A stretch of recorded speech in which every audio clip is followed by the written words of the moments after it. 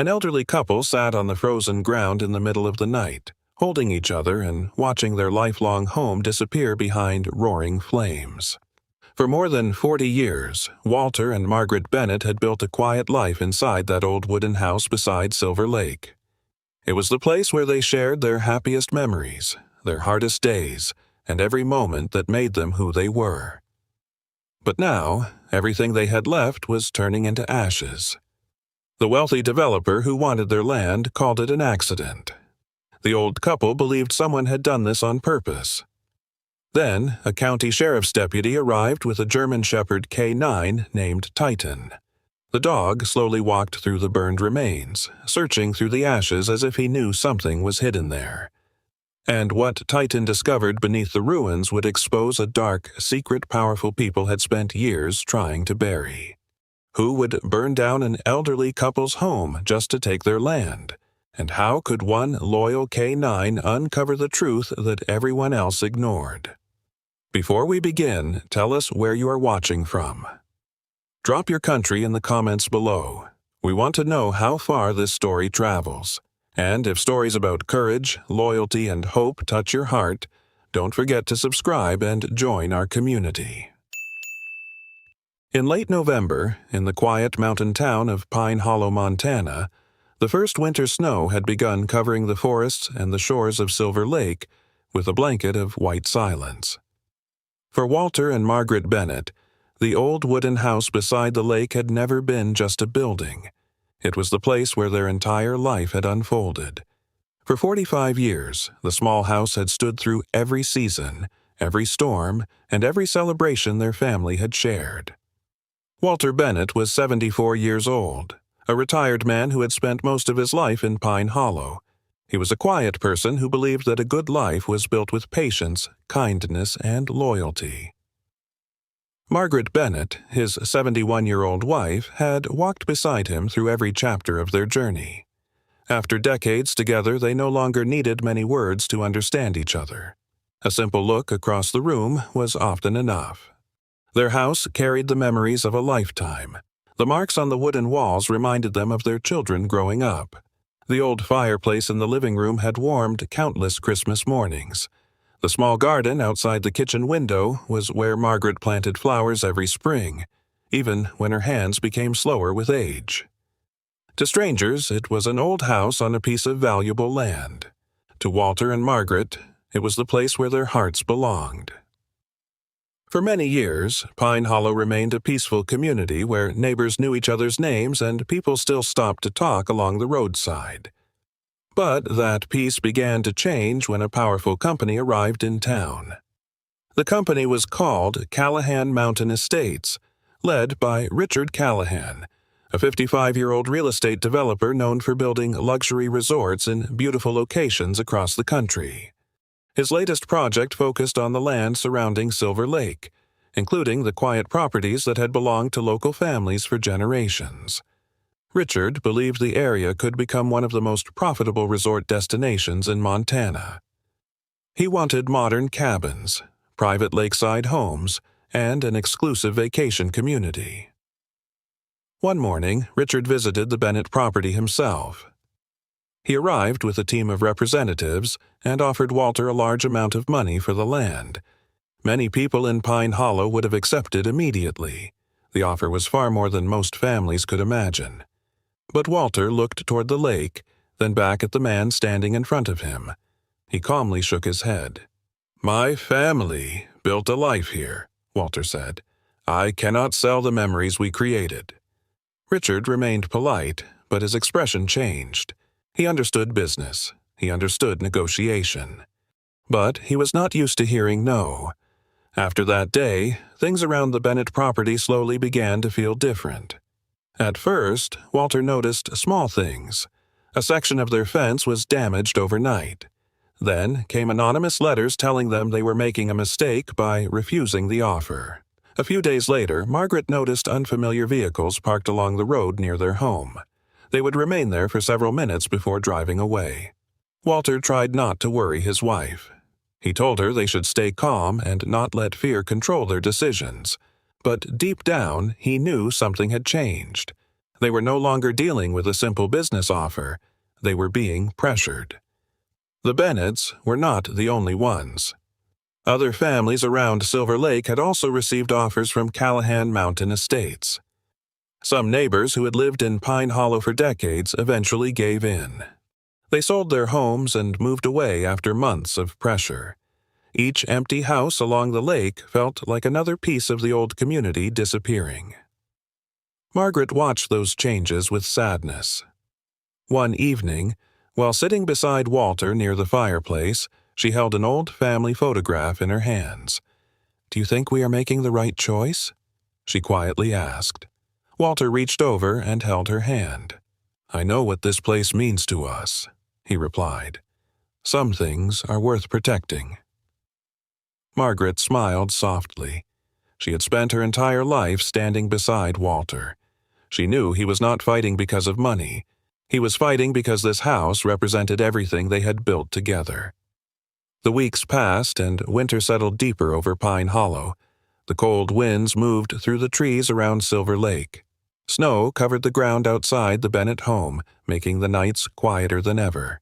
Then came the night everything changed. It was shortly after midnight when Walter suddenly woke up. At first he did not know what had disturbed him. Then he heard it. A sharp sound. Glass breaking. Walter sat up immediately. Margaret opened her eyes, confused by the noise. "What was that?" she whispered. Walter listened carefully. The silence that followed felt wrong. He got out of bed and moved toward the window. Then he saw the orange glow outside. For a moment, his mind refused to understand what he was seeing. The house they had lived in for 45 years was burning. Flames were rising through the roof. Smoke filled the cold night air. Walter grabbed Margaret's hand, and together they rushed outside. The winter air hit them as they stood helplessly in the snow. Everything they had built was disappearing in front of them. The photographs, the furniture, the small pieces of life collected over decades. All of it was being swallowed by fire. Neighbors began arriving, shocked by the sight before them. Some called emergency services. Others stood silently, unable to believe what was happening. Walter and Margaret sat together away from the flames. They held each other tightly, watching the home that had protected them for nearly half a century collapse into ashes. Margaret's eyes filled with tears. She looked at the burning house, then at Walter. Her voice was quiet but filled with certainty. "Walter, someone did this." Walter did not answer immediately. He looked at the fire, remembering every warning sign, every broken fence, every strange vehicle outside their home. For the first time, he realized the fire might not have destroyed their house by accident. Someone had wanted them to lose everything, and whoever had done this was not finished yet. The neighbors were the first to react. Doors opened along the quiet road beside Silver Lake as people stepped outside and saw the terrifying orange glow rising above the Bennett home. Some rushed into the snow, hoping there was something they could do, while others quickly grabbed their phones and called 911. Within minutes, the peaceful winter night in Pine Hollow was broken by the sound of emergency sirens cutting through the darkness. Fire trucks and rescue vehicles rushed down the snow-covered roads toward the flames that were consuming the Bennett home. Walter and Margaret Bennett stood frozen in the cold, watching the place where they had spent 45 years of their lives disappear behind a wall of fire. The house that had protected them through every season was now falling apart in front of them. The room where they had celebrated Christmas mornings. The kitchen where they had shared thousands of quiet meals. The walls that held photographs of their children and memories of a lifetime together. Everything was being swallowed by flames. Walter took a step forward, his eyes fixed on the burning house. "My photographs are still inside," he said quietly. Before he could move any closer, a firefighter stopped him. "Sir, you cannot go back in. The structure is unstable." Walter looked at the house, unable to respond. Those photographs were not just pictures. They were pieces of a life he could never rebuild. Margaret stood beside him, holding his arm tightly. She had spent her entire life caring for others, but now she was the one who needed comfort. She looked at the flames with tears in her eyes. The house was gone. But deep inside, she knew something else had happened. This did not feel like an accident. Then, through the flashing lights and the movement of emergency crews, a county sheriff's vehicle arrived at the property. Deputy Sheriff Daniel Hayes stepped out with his German Shepherd K9 partner, Titan. Daniel Hayes was a 42-year-old deputy sheriff with Pine Hollow County Sheriff's Office. Before returning to the area, he had worked as a K9 handler, spending years alongside police dogs in difficult situations. His experience had taught him to remain calm when others were overwhelmed and to look deeper when something did not make sense.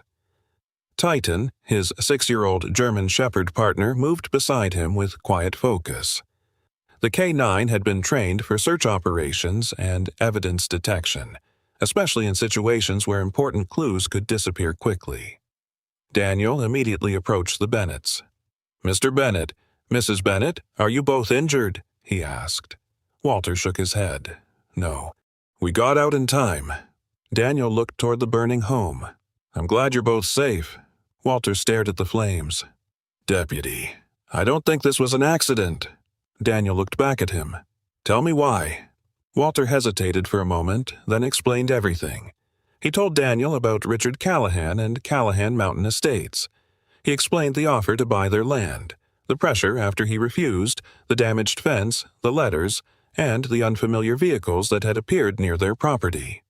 Daniel listened carefully. He did not interrupt. He had learned that people often revealed the most important details when someone simply gave them time to speak. After the firefighters managed to control the flames, Daniel began examining the property. At first glance, the fire looked like a tragic accident. The house was old. The winter weather was harsh.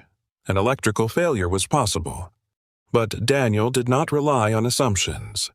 He walked slowly around the remains, studying the areas where the fire had caused less damage. Near the side of the house, he noticed the electrical line. He crouched down. Something was wrong. The damage did not look like it had been caused by the fire. The wire appeared to have been cut before the flames started. Daniel stood up slowly. That changed everything. He continued toward the back entrance. The doorframe was damaged, and the lock had been forced. Someone had not simply watched this house catch fire. Someone had entered it. Daniel looked around the property. The signs were becoming clearer. This was not random. Someone had planned this. He turned toward Titan. "Search." The German Shepherd immediately moved forward. Titan walked carefully around the burned remains, following traces that human investigators could easily miss. The smoke, water, and destruction had covered much of the evidence, but the trained K9 continued searching. Walter and Margaret watched silently. For the first time that night, they felt someone was truly looking for answers. Titan moved toward the back corner of the house. Then he stopped. The dog lowered his head and focused on the ground. Daniel followed quickly. He knew Titan's signals. The K9 had found something. Near the ashes, Titan detected traces of an accelerant, a substance often used to help start or spread a fire. Daniel carefully examined the area. A few feet away, he found a small piece of fabric trapped beneath a burned wooden board. It appeared to come from a heavy jacket worn by someone who had been near the house. Then, Titan moved slightly farther. There, partially covered by snow and ash, Daniel found an industrial lighter. He placed each item into evidence bags. The clues were now impossible to ignore. The damaged electrical line, the forced entrance, the chemical traces, the abandoned items. Someone had wanted the Bennett home destroyed. Daniel returned to Walter and Margaret. The elderly couple looked at him, waiting. Daniel took a breath before speaking. "I do not believe your house burned down by accident." Margaret closed her eyes. She had already felt the truth before anyone confirmed it. Walter looked toward the remains of his home. "I knew something was wrong," he said quietly. Daniel looked back at the burned property. A wealthy company wanted this land. An elderly couple refused to leave, and now their home was gone. The pieces were beginning to connect. Daniel had handled many cases during his career, but this one felt different. This was not only about property. It was about two people who had spent their entire lives building something precious, only to have someone try to take it away. Titan returned to Daniel's side and sat calmly. The K-9 had found the first hidden piece of the truth beneath the ashes, and Daniel Hayes knew one thing. The fire had destroyed the Bennett home, but it had also revealed the beginning of a much bigger secret. The fire at the Bennett home was no longer just a tragedy in Pine Hollow. By the following days, it had become a question that many people in town were afraid to answer. Who wanted Walter and Margaret Bennett gone? Daniel Hayes continued investigating, but he quickly discovered that finding the truth would not be simple. The evidence from the fire pointed toward something intentional, but evidence alone was not enough. He needed records, witnesses, and a clear connection between the person who started the fire and the people who wanted the Bennett property. Daniel began reviewing everything connected to the land around Silver Lake. The more he looked, the more uncomfortable he became. The name that appeared again and again was the same: Callahan Mountain Estates. The company had arrived in Pine Hollow promising growth and opportunity. They talked about new jobs, new businesses, and a future where the small mountain town would become a popular destination.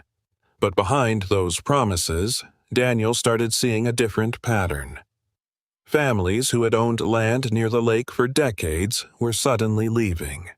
Properties that had remained in the same families for generations were being sold one by one. At first, Daniel believed these were separate situations. Then he started comparing the details. The stories were almost identical. One family had sold their farm after their vehicles were repeatedly damaged. The owners had reported the incidents, but nothing was ever proven. Another resident, a widow who had operated a small local store for years, lost her business after facing endless problems with permits and inspections. She eventually closed the store because she could no longer keep fighting. There was also a former military veteran who had inherited land from his parents. After refusing to sell, he faced months of pressure until he finally left the property. Different people, different situations, but the same company appeared every time. Callahan Mountain Estates. Daniel sat at his desk late one evening, looking through the reports spread across his table. The fire at the Bennett home was no longer an isolated event. It was part of something much larger, but investigating a powerful company was not as simple as following evidence. Daniel soon felt pressure from inside his own department. The county sheriff, a senior law enforcement official responsible for overseeing the sheriff's office, called him into his office. He told Daniel to slow down. "Be careful before making accusations," he said. "A company like Callahan has a lot of influence in this county." Daniel understood what the warning meant. They were telling him not to move too quickly, but Daniel had spent enough years in law enforcement to recognize when someone wanted an investigation to disappear. After leaving the office, Daniel returned to the evidence. Something about the situation bothered him. The missing property records, the delayed reports, the people who suddenly stopped talking. It felt like someone had been working quietly for years to make sure no one looked too closely. That evening, Daniel received help from someone unexpected. His daughter, Emily Hayes, arrived at his home with a stack of documents. Emily Hayes was 22 years old and a law student who had always been interested in justice and public records. She had grown up watching her father protect others, and now she wanted to help him find the answers he was looking for. "I started looking into the old property transfers around Silver Lake," Emily said. Daniel looked through the documents. "What did you find?" Emily opened a folder. "At first, everything looked normal, but when I followed the ownership records, I found several companies connected to the same addresses." Daniel studied the papers carefully. Emily explained that Richard Callahan had not purchased all the land directly. Instead, his company had used different intermediary businesses to acquire properties. Small companies with different names, different paperwork, different owners on paper. But behind them, the same connections appeared. Callahan Mountain Estates. Emily continued searching through old records and discovered more unusual details. Some property transfers had paperwork that appeared incomplete. Some documents had been processed unusually quickly. Some local officials had approved changes that benefited Callahan's projects. The more they uncovered, the clearer the picture became. Richard Callahan was not simply buying land. He was building a system designed to slowly take control of the entire area around Silver Lake. Daniel looked at the documents in silence. The Bennett home was only one piece of the puzzle. The fire was not just about forcing one elderly couple to leave. Their property was the final important piece of land standing in the way of Callahan's larger plan. The realization was difficult to accept. For years, people in Pine Hollow had been losing their homes, their businesses, and their family land. Many had probably believed they were alone. But now Daniel knew the truth. They were all connected. The next morning, Daniel returned to the Bennett property. Walter and Margaret were sitting outside the temporary place where they were staying, trying to understand what their future would look like. Daniel sat with them and explained what he had discovered. "This was bigger than your house," he said. Walter looked at him carefully. "What do you mean?" Daniel looked toward Silver Lake. "Your land was part of a larger plan." Margaret became quiet. For years, their home had represented safety and peace. Now they realized someone had seen it only as a valuable piece of property. Daniel stood up and looked across the lake. The mountains around Pine Hollow were still beautiful. The water was still calm. But beneath that peaceful surface was a fight that had been growing for years. A fight between people who wanted to protect their homes and people who wanted to own everything around them. Daniel knew he could not stop now. The fire had started the investigation, but the land had revealed the truth. The investigation that Daniel Hayes had started quietly was no longer hidden from the people of Pine Hollow. After the connection between the Bennett fire and Callahan Mountain Estates began to surface, rumors spread quickly throughout the town. Some people were relieved that someone was finally asking questions. Others were afraid of what might happen if the powerful company behind the development project was challenged. And Richard Callahan noticed. The CEO of Callahan Mountain Estates was not a man who ignored problems. He had spent years building his company through influence, careful planning, and control. The investigation into the Bennett fire threatened more than one property deal. It threatened everything he had built around Silver Lake. So he decided to fight back. Within days, Richard hired a team of expensive lawyers to challenge Daniel's investigation. They questioned the evidence, criticized the methods used at the fire scene, and suggested that the investigation was moving too quickly without enough proof. Their message was clear. They wanted Daniel to stop. At the same time, a different story began spreading through Pine Hollow. A story that turned the victims into suspects. According to rumors supported by people connected to Callahan, Walter Bennett had started the fire himself to collect insurance money. The accusation shocked many residents. Walter was a man who had lived quietly in Pine Hollow for decades. He had never caused trouble. He had spent his life taking care of his family and respecting his neighbors. But Richard Callahan understood something important. The truth could be delayed if people were made to doubt it. Daniel watched as the story moved through the town. People who once supported Walter suddenly became uncertain. Some avoided conversations about the fire. Some refused to speak when Daniel asked questions. Fear was spreading, and Daniel felt the pressure growing around him. One afternoon, Daniel was called into the sheriff's office. The county sheriff, the senior official overseeing local law enforcement, sat across from him with a serious expression. "Daniel, you need to be careful," he said. Callahan has powerful people supporting him. We cannot make accusations without everything being perfect." Daniel remained quiet. He understood the importance of evidence. He understood the need for proper procedures. But he also understood what was happening. The investigation was not being stopped because the evidence was weak. It was being slowed because the person involved had influence. After leaving the office, Daniel returned to his files. He looked again at the evidence from the Bennett property, the damaged wiring, the forced door, the accelerant traces. Everything pointed toward someone wanting the house destroyed, but he needed more. He needed someone who had seen what happened that night, someone who was willing to speak. That person appeared when Daniel least expected it. His name was Frank Dalton. Frank was a 68-year-old retired mechanic who lived near the edge of the forest behind Silver Lake. He had spent most of his life in Pine Hollow and preferred a quiet existence away from town. For years, Frank had lived alone near the woods, watching the seasons change and keeping to himself. Most people knew him as the man who rarely joined conversations, but always noticed what others missed. One evening, Frank came to the sheriff's office. Daniel looked surprised when he saw him. "Mr. Dalton, what brings you here?" Frank stood silently for a moment. Then he took a slow breath. "I saw something the night the Bennett house burned." Daniel immediately gave him his full attention. Frank explained that he had been awake late that night because he often checked the area around his property before going to sleep.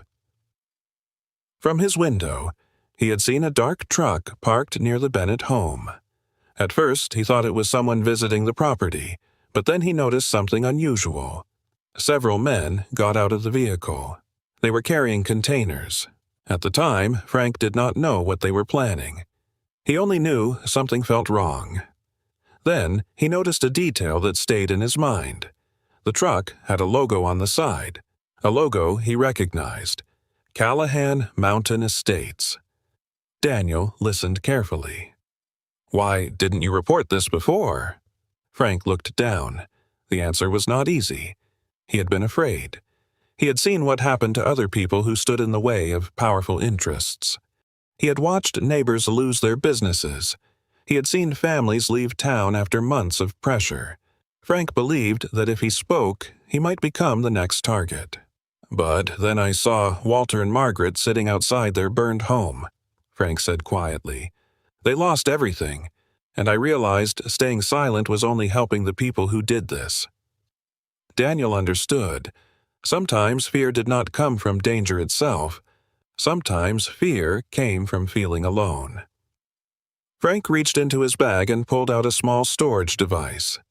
"I have something else." Daniel looked at it carefully. Frank explained that he had an old security camera facing the edge of his property. The system was outdated, and the quality was not perfect, but it had recorded part of the road that night. Daniel connected the device and watched the footage. The video was dark. The image was grainy, but it was enough. A black truck appeared near the Bennett property. Several figures moved around the area. The vehicle was visible, and on its side was the same logo Frank had described: Callahan Mountain Estates. Daniel watched the footage again. This was not just a suspicion anymore. This was evidence, a missing piece that connected the fire to the company trying to buy the land. Frank looked at Daniel. "Will this be enough?" Daniel looked at the screen. "No," he said calmly, "but it is a start." For the first time in days, Daniel felt the investigation moving forward again. Richard Callahan had tried to control the story. He had tried to make people doubt Walter and Margaret, but he had made one mistake. He underestimated the people who had quietly watched everything happen. And now, from the edge of the woods, the truth had finally stepped forward. The old security footage from Frank Dalton changed everything. For weeks, Daniel Hayes had been searching through scattered pieces of information, trying to understand how the Bennett fire connected to Callahan Mountain Estates. The evidence had always pointed in the same direction, but now there was something different. There was a vehicle, there was a connection, and there was a reason someone had tried so hard to hide the truth. Daniel spent the next several days studying the footage and comparing it with the information he already had. The video was not perfect, but it revealed enough details to move the investigation forward. The truck, seen near the Bennett property, belonged to a contractor who worked closely with Callahan Mountain Estates. The name connected to that contractor was Thomas Reed. Thomas Reed was a 45-year-old project manager working directly for Richard Callahan. He was responsible for coordinating development operations around Silver Lake and managing the company's local activities. Daniel began looking deeper into Reed's background. The more he investigated, the more suspicious the situation became.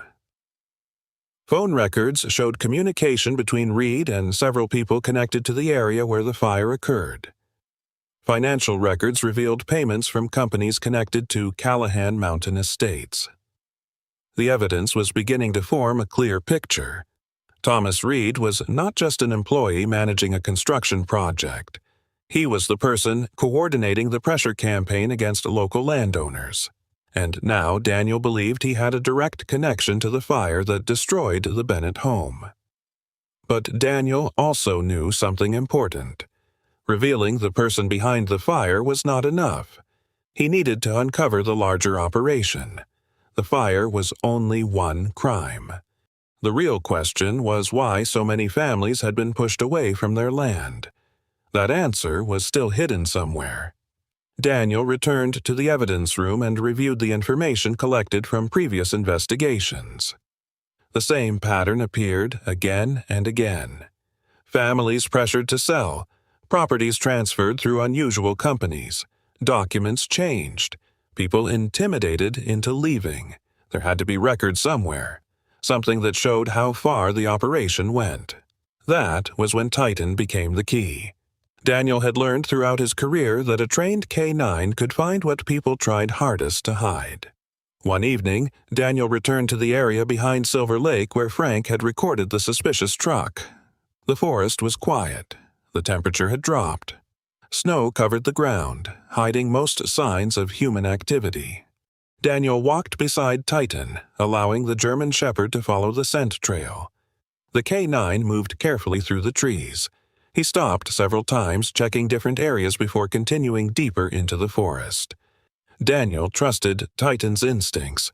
The dog had already found evidence at the Bennett property when everyone else believed there was nothing left to discover. After several minutes, Titan suddenly changed direction. He moved toward an old path that was rarely used. Daniel followed. Hidden between the trees was an abandoned storage building. The structure looked forgotten, but something about the location caught Daniel's attention. It was far enough away from the main roads to avoid notice, but close enough to Silver Lake to be useful. Titan approached the entrance and stopped. Daniel opened the door carefully. Inside, the building was dark and dusty. At first glance, it appeared empty. But then, Daniel noticed several boxes stacked along the wall. He opened the first one. Inside were documents. Not random papers, records. Daniel began going through them. His expression changed as he realized what he was seeing. There were contracts showing agreements between Callahan Mountain Estates and several smaller companies. There were documents connected to property purchases. There were lists of families who had refused to sell their land. And next to some names were notes describing the pressure used against them. Daniel continued searching. Another folder contained financial records. Payments had been made to several local officials. The amounts were carefully recorded. The dates matched decisions that had helped Callahan's development plans move forward. Then he found something even more disturbing: property ownership documents. Several files appeared to show false transfers of land ownership. Families who believed they still owned their properties had unknowingly lost control through complicated paperwork and hidden companies. Daniel stood silently in the middle of the abandoned building. This was bigger than he expected. The fire at the Bennett home was not an isolated attack. It was part of a carefully planned operation to take control of Silver Lake. Someone had spent years building this system, and someone had worked hard to make sure nobody discovered it. Daniel carefully collected the documents. He knew the evidence was too important to keep only within local law enforcement. The people involved had influence. They had connections. And the investigation had already been pressured once. When Daniel returned to his office, he immediately prepared the evidence for federal review. He contacted investigators outside Pine Hollow and provided the information he had gathered. Within a short time, the case moved beyond a local investigation. The FBI became involved. Federal investigators began reviewing the evidence, including the documents found in the abandoned storage building. For Daniel, this was the moment the balance began to change. Richard Callahan had spent years believing that money and influence could keep the truth buried. But he had missed one important thing. Truth did not always appear through powerful people. Sometimes it was found by a determined investigator. Sometimes it was discovered by an old witness who finally decided to speak. And sometimes it was found by a loyal K-9 walking through the woods. Titan sat quietly beside Daniel as the first federal agents prepared to arrive in Pine Hollow. The case was no longer just about a burned house. It was about protecting every person who had been forced to give up something they loved. And now, the people responsible would finally have to answer for what they had done. The truth that had been hidden for years finally came into the light. After the FBI joined the investigation, the evidence collected from the abandoned storage building changed everything. The documents, financial records, and property files revealed a carefully planned operation that had affected many families around Silver Lake. Richard Callahan could no longer hide behind his company's reputation. The CEO of Callahan Mountain Estates was arrested along with several people connected to the land scheme, including Thomas Reed and others who had helped pressure local residents into leaving their properties. The same people who once believed they were untouchable now had to answer for their actions. For many families in Pine Hollow, the news brought a feeling they had not experienced in years: relief. The people who had lost their homes, their businesses, or their family land were finally being heard. Their stories were no longer ignored. Their struggles were no longer forgotten. The investigation proved that many of the property deals connected to Callahan Mountain Estates had been built through deception and unfair pressure. Families who had spent years believing they had no choice were finally given the chance to reclaim what was taken from them. But while justice was being served, one question remained. What would happen to Walter and Margaret Bennett?